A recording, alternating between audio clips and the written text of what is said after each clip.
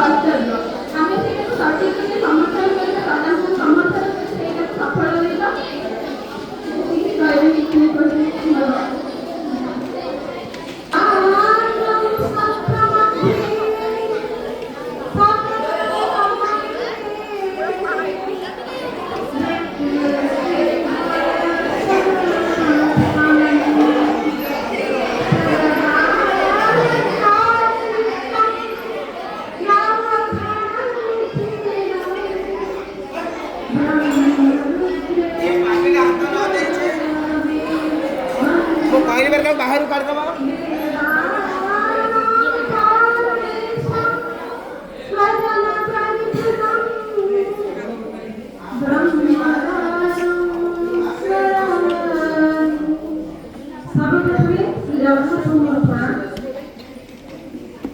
এবং আজ যারা জন্ম দিবস পণ্ডিত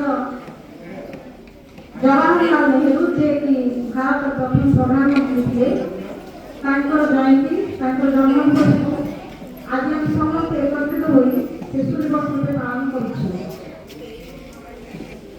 ସମ୍ମାନୀୟ ପ୍ରଧାନ ଶିକ୍ଷକ ନାହାନ୍ତି ଉପସ୍ଥିତ ଆଜି, ତେଣୁ ମୋର ଆଦରର ପରିଚାଳନା କମିଟି ସଭାପତି ଯିଏକି ସଭାରେ ଅଧ୍ୟକ୍ଷତା କରୁଛନ୍ତି ବିଜୟ ଦାସ ମହୋଦୟ, ଶାଶ୍ୱତୀ ନାନୀ ମହୋଦୟ ଏବଂ ପୁଷ୍ପାଞ୍ଜଳି ମହୋଦୟ ଏବଂ ଆଦରର ମୋର ସହକର୍ମୀ ବୃନ୍ଦ, ଆଦରର ପିଲାମାନେ, ଆଜି ପବିତ୍ର ଏହି ଶିଶୁ ଦିବସ ଅବସରରେ ଆମେମାନେ ସମସ୍ତେ ଏକତ୍ରିତ ହୋଇଛେ ଏଇଥିପାଇଁ ଯେ ଆମର ଜନ୍ମଦିନ ସମସ୍ତେ ଛୋଟ ପିଲାମାନେ ପଦେ ସମସ୍ତେ କହିସାରିଲେଣି। ଅନେକ କଥା ଜବାହରଲାଲ ନେହେରୁଙ୍କ ବିଷୟରେ ତାଙ୍କର ଗୁଣ ବଖାଣି ସାରିଲେଣି, କିନ୍ତୁ କାହିଁକି ଆଜି ଆମେ ତାଙ୍କର ଏ ଗୁଣକୁ ଗାନ କରୁଛୁ? କାହିଁକିନା ସେ ଥିଲେ ଜଣେ ତ୍ୟାଗୀ ମଣିଷ, ସ୍ୱାଧୀନତା ସଂଗ୍ରାମୀ। ଆମ ଦେଶକୁ ସ୍ୱାଧୀନତା ଆଣିଦେବାରେ ତାଙ୍କର ଅବଦାନ, ଅତୁଳନୀୟ ଅବଦାନ ତାଙ୍କର ରହିଥିଲା। ତ ସେଥିପାଇଁ ଆମେ କେମିତି ଏ ପବିତ୍ର ଦିବସରେ ସମସ୍ତେ ଶପଥ ନେବା, ଦିନେ ନା ଦିନେ ଆମେ ଏଇଭଳି ମହାପୁରୁଷଙ୍କ ଅନୁଦାନ କରି କିଛି ଆମ ଦେଶ ପାଇଁ ହଉ, ଆମ ଜାତି ପାଇଁ ହଉ, ଆମର ବିଦ୍ୟାଳୟ ପାଇଁ ହଉ, ଯେକୌଣସି କ୍ଷେତ୍ରରେ ଆମେ ନାଁ ରଖିଯିବା। ତେଣୁ ଏ ଯେଉଁ ଗୌରବ ଗାଥା ଆଜି ତାଙ୍କର ଆମେ ଗାନ କରୁଛେ,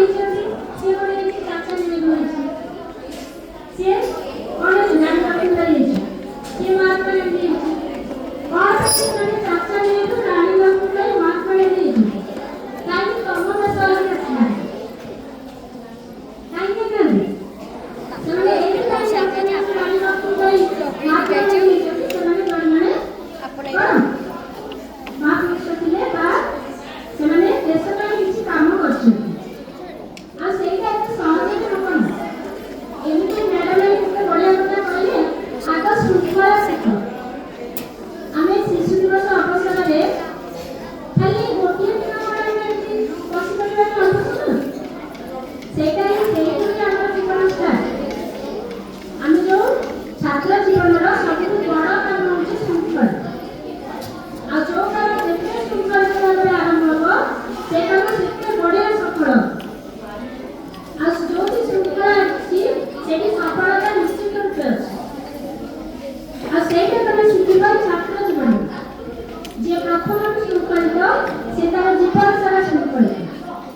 ଆଉ ଯେ ପ୍ରଥମରୁ ବିଶୃଙ୍ଖଳିତ ସେ ତାର ଜୀବନ ସାରା ବିଶୃଙ୍ଖଳିତ। ତମେ ଏବେ ବି କିଛି ଡେରି ହେଇନି। ତମର ଏବେ ବି ସତର୍କତା ଚାଲିଛି। ଶୃଙ୍ଖଳା ଶିଖ, ଶୃଙ୍ଖଳିତ ହୁଅ। ଆଉ ଯୋଉ ମହାପୁରୁଷମାନଙ୍କ ଦେଶରେ ଆସିଛ ସେଇମାନଙ୍କ ଭଳି କିଛି କିଛି ଭଲ କାମ କରିବା ପାଇଁ ନିଜକୁ ପ୍ରସ୍ତୁତ କର। ଆଉ ଗୋଟେ ଭଲ ମଣିଷ ହେବା ପାଇଁ ସେସବୁ ପାଇଁ ଆଜିଠାରୁ ନିଜକୁ ପ୍ରସ୍ତୁତ କର। ଆଉ ତମମାନଙ୍କ ତ ଧୈର୍ଯ୍ୟ ଦେଇ ଶୁଣିବାକୁ ମୁଁ ବିଶେଷ କିଛି କହିବିନି। ଧନ୍ୟବାଦ।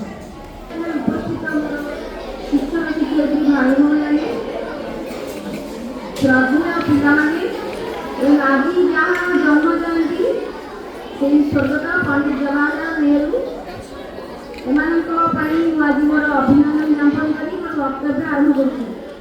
ପିଲାମାନେ, ଏପର୍ଯ୍ୟନ୍ତ ତମ ସାଙ୍ଗ ଭାଇ ଭଉଣୀମାନେ ଆଉ ତମର ଶିକ୍ଷକ ଶିକ୍ଷୟିତ୍ରୀମାନେ ତୁମମାନଙ୍କୁ ବହୁତ କଥା କହିସାରିଲେଣି, କିନ୍ତୁ ଗୋଟିଏ କଥା କିଛି ଫଳପ୍ରଦ ହେଉନି, ସେଟା ହେଲା ପାଟିଟା ଚୁପ୍ କରିବା।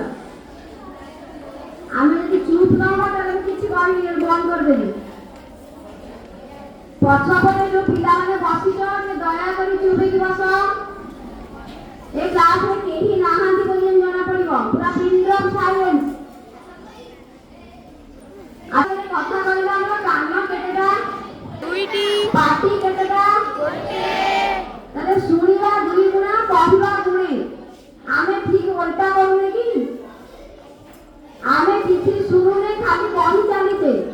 ଯଦି ଆମେ ଏତେ କଥା ଜାଣିଛେ ସେଇଠି ବସି ଗପିଲେ କଣ ହବ? ଏଇଠିକି ଆସ, ଆସିକି କୁହ। 2-4 ଜଣ ପିଲା ହିଁ କହିଲେ ଏଟା ହଲ୍ ଭର୍ତ୍ତି ହେଇଛି। 2-4ଟି ପିଲା ଆସିକି କିଛି ସ୍କୁଲ ହେଉଛି ଡିସିପ୍ଲିନ, ମାନେ ଶୃଙ୍ଖଳା। ଆମର ଶୃଙ୍ଖଳା ନାହିଁ। ଏବେ ବି ମୁଁ କହିଲା ପରେ କେହି ଚୁପ୍ ହଉନାହାନ୍ତି।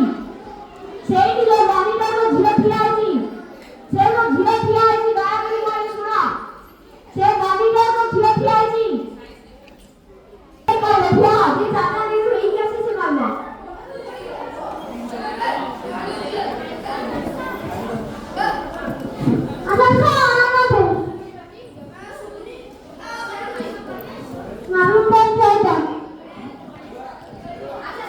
ଛୋଟ ପିଲା ସେ କହିପାରିଲା ଅଥଚ ମନରେ ନଥିଲା। ନବେ ଜନ୍ମରେ କୋଉଠି ଜନ୍ମ ଥିଲେ?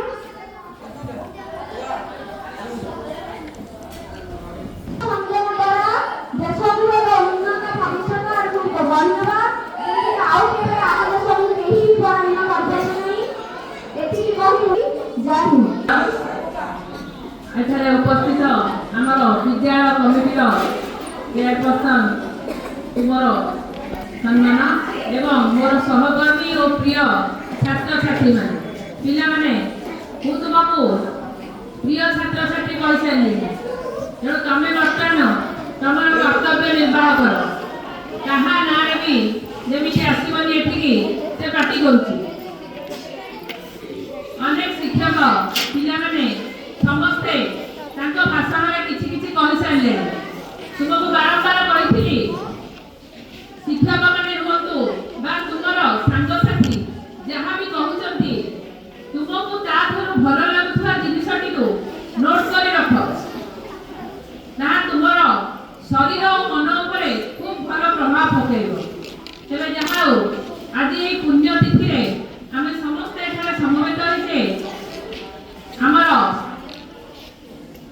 ଜନନାୟକ ସ୍ୱାଧୀନତା ସଂଗ୍ରାମୀ ଏବଂ ଭାରତ ମାତାର ସୁଯୋଗ୍ୟ ସନ୍ତାନ, ସ୍ୱାଧୀନ ଭାରତର ପ୍ରଥମ ପ୍ରଧାନମନ୍ତ୍ରୀ ପଣ୍ଡିତ ଜବାହରଲାଲ ନେହେରୁ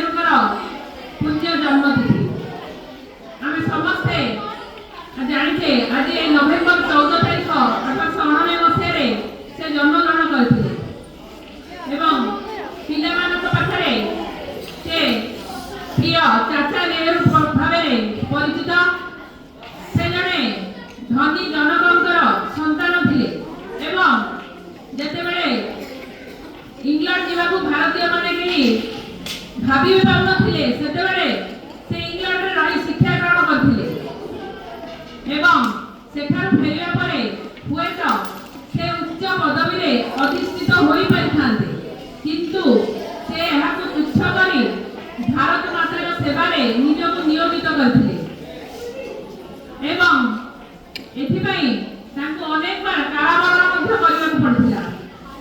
ପଣ୍ଡିତ ଜବାହରଲାଲ ନେହେରୁ ଭାରତର ସ୍ୱାଧୀନ ଭାରତର ପ୍ରଥମ ପ୍ରଧାନମନ୍ତ୍ରୀ ଦାୟିତ୍ୱ ଗ୍ରହଣ କରିଥିଲେ। ସେ ଏମିତି ଏକ ସମୟରେ ଦାୟିତ୍ୱ ଗ୍ରହଣ କରିଥିଲେ ଯେତେବେଳେ ପରାଧୀନତାର ଶିକଳରେ ରହି ରହି ଏ ଜାତିର ଅବକ୍ଷୟ ଘଟିବାକୁ ଯାଉଥିଲା। ଅନାହାର ଓ ଅଶିକ୍ଷା ଉଭୟ ସମଗ୍ର ଭାରତୀୟଙ୍କୁ କବଳିତ କରିସାରିଥିଲା। ତେବେ ଯାହା ହଉ ତାଙ୍କର ଧୈର୍ଯ୍ୟ ନିଷ୍ଠା ଏସବୁ ଦ୍ୱାରା ସେ ଶିକ୍ଷା ସ୍ୱାସ୍ଥ୍ୟ ଏବଂ ଆମର ପ୍ରଗତି ଉପରେ ଅଧିକ ଗୁରୁତ୍ୱ ଦେଇଥିଲେ, ଯାହାର ଫଳ ଆମେ ହୁଏତ ଆଜି ଉପଭୋଗ କରୁଛେ ଏବଂ ଆଜିର ଏହି ଦିବସଟିକୁ ତାଙ୍କୁ ଉତ୍ସର୍ଗ କରାଯାଇଛି। ଏହା ତାଙ୍କ ପାଇଁ ଖୁବ୍ କୌଣସି ଟିଚରଙ୍କ ପାଖକୁ ମଧ୍ୟ ଆସିବ ନାହିଁ। ବହୁତ ହୁଏ ଆମକୁ ସବୁ ପିଲାବେଳେ ଏହା ଶିକ୍ଷା ଦିଆଯାଉଥିଲା। ପ୍ରତ୍ୟେକ ଦିନ ଯେଉଁ ଶିକ୍ଷକ ଯେଉଁ ପାଠ ଦେଉଥିଲେ ତାକୁ ସବୁ ଅପଡେଟ୍ କରିକି ଆମେ ଧରିକି ଆସୁଥିଲେ, ଏଇଥିପାଇଁ ଯେ କାଳେ ବୋଧ ହୁଏ ଏଇ ଯେଉଁ ମହାପୁରୁଷଙ୍କ ସମ୍ବନ୍ଧରେ ଆମେ ସବୁ ଆଲୋଚନା କରୁଛେ ତାଙ୍କଠାରେ ଯୋଉ ଗୁଣ ଥିବ ସବୁ ଦେଖିବ ତୁମ ବ୍ୟକ୍ତିତ୍ୱରେ ମଧ୍ୟ ଦିନେ ପ୍ରତିଫଳିତ ହେବ। ତେବେ ଯାହା ହଉ ଧୈର୍ଯ୍ୟ ସହିତ ବସି ରହିଛ। ଏବଂ ମୋର ଝିଅର ପିଲାମାନେ ଆମେ ଆଜି ଏକାଠି ହେଇଛେ ମୋ ପାଇଁ ଆଜି ହେଉଛି ଶିଶୁ ଦିବସ। ଶିଶୁ ଦିବସ କ'ଣ, କାହିଁକି ପାଳନ କରାଯାଉଛି ଏ ବିଷୟରେ ଆମେ ସମସ୍ତେ ଜାଣିଛେ, କିନ୍ତୁ ଯେଉଁ ଗୁରୁଜୀ ଗୁରୁମାନେ ଖବର ସହିତ ଏଠି କହୁଛନ୍ତି ଯେ ସେଥିରୁ ମୋତେ ଜଣାପଡ଼ୁଛି ସେମାନେ କିଛି ଜାଣିବେ। ଶିଶୁ ଦିବସର ଉଦ୍ଦେଶ୍ୟ କ'ଣ? ଶିଶୁ ଦିବସ ପଣ୍ଡିତ ଜବାହରଲାଲ ନେହେରୁ ଯିଏ ଭାରତର ପ୍ରଥମ ପ୍ରଧାନମନ୍ତ୍ରୀ ତାଙ୍କର ଜନ୍ମଦିନକୁ ମହା ଆଡ଼ମ୍ବରରେ ପାଳନ କରିବା ପାଇଁ ଯେତେବେଳେ ତାଙ୍କର ସଦସ୍ୟମାନେ ଚାହିଁଥିଲେ ସେ ସେମାନଙ୍କୁ ମନା କରିଥିଲେ, ମୋ ଜନ୍ମଦିନ ପାଳନ କରୁନାହିଁ, କାହିଁକି ନା ମୁଁ ପିଲାମାନଙ୍କୁ ଭଲ ପାଏ, ଶିଶୁମାନଙ୍କୁ ଭଲ ପାଏ। ଶିଶୁମାନଙ୍କ ଉଦ୍ଦେଶ୍ୟରେ ମୁଁ ମୋ ଜନ୍ମଦିନକୁ ଉତ୍ସର୍ଗ କରୁଛି। ତେଣୁ ସେ କହୁଥିଲେ ଶିଶୁ ଭବିଷ୍ୟତର